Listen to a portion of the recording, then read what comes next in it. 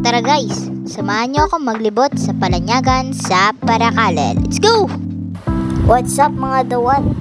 For today's mini vlog ay pupunta tayo ng Paracale dahil pesta doon. Kahapon pa talaga yun pero ngayon ko lang talaga siya na-edit. So this time nakatayo ako sa bus dahil sobrang daming nag-uwian. Then ayun na nga, fast forward, nasa Paracale na tayo nito at pauwi na kami nito sa bahay. Pumarkala ako ng tricycle dahil sobrang dami kong dalang gamit. Kaya nagpaahon ako sa tricycle. Then di ko expect na gato pala kaganda dito. At fast forward, gabi na nga pala nito guys. Pupunta kami sa bayan ng Paracale para nga mamili at tumingin ko anong ganap doon. Yun na nga mga kaudawan, kasama ko yung mga kapatid ko dito.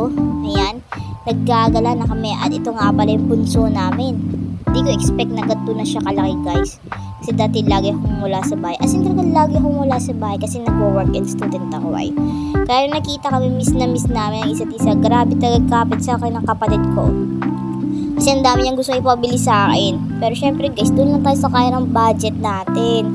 Siyempre tingin-tingin mo na kami tayo kapatid ko ang dami niyang gustong bilhin, no? Pero nakabili na kami this time.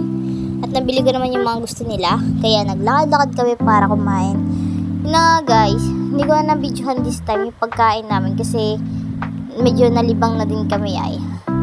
Basta yung kapatid kong bunso, masaya na siya at nabilan ko na siya ng gusto niya. Then tamay muna din sa may simbahan ng Paracale. Napakaangas. Napakagandang loob yan guys, dinadayo yan dito guys, promise. Then siguro, maya-maya din ay nag-akaya na rin kami umuwi.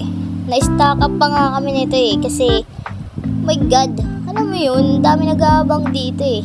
Ayun, nasa gilid lang sila. Paano meron checkpoint guys, grabe kasi checkpoint.